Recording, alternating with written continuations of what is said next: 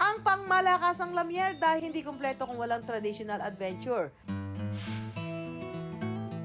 Ready na ba kayong subukan ng viral abacas sandal na hindi lang isa, kundi buong barangay daw ang kumikita? At ito ay yari sa ano material? Abaka po. Abaka. Medyo mahal yung mga ganito, di ba? Oo, kasi mano-mano to. Mano-mano yung paggawa dahil talagang kinakamay nyo na hindi makina. Gaya ng ginagawa ni Mang Ricardo. Sino ho nagsimula niyan? Sapul pa ho sa tatay ko to eh. Talaga? Tapos tinuloy nyo? Tinuloy ng mga sinundan nyo hanggang sa inyo, hanggang kay Cedric? Alam niyo ba mga ka-wonder, pinakamalaking supplier ng abaka sa buong mundo ang Pilipinas? Strongest natural fiber in the world daw kasi ang abaka, perfect para sa tibay ng mga sandals.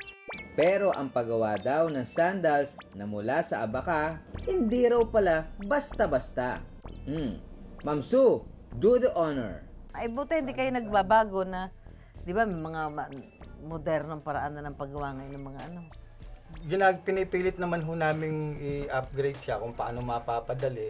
Meron naman ho kaming mga talim na pwedeng babagsakan na lang to tapos na kaagad. Kapag tapos ng pukpukin, oras na para sunugin ang mga abaka. Ginagawa raw kasi ito para mawala ang aligasgas.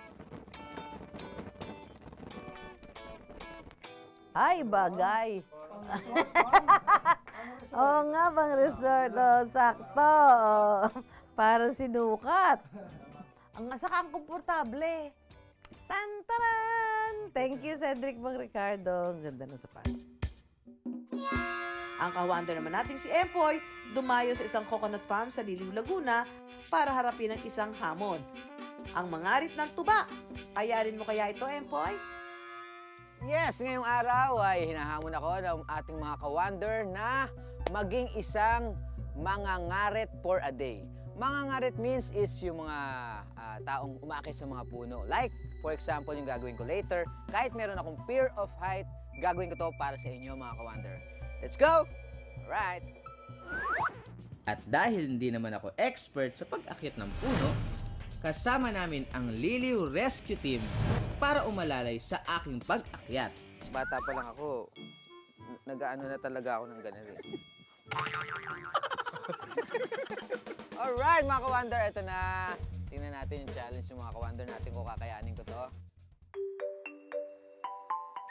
O Empoy, wala ka pa sa kalahati. Susuko ka na. Ano? Akit ka daw. Ba't ako?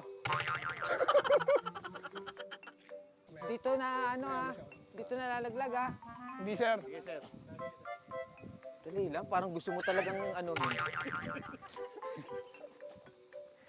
Hindi naman talaga nagagano na babalintuad. Bakit parang nauutal ka na yata sa takot, Empoy?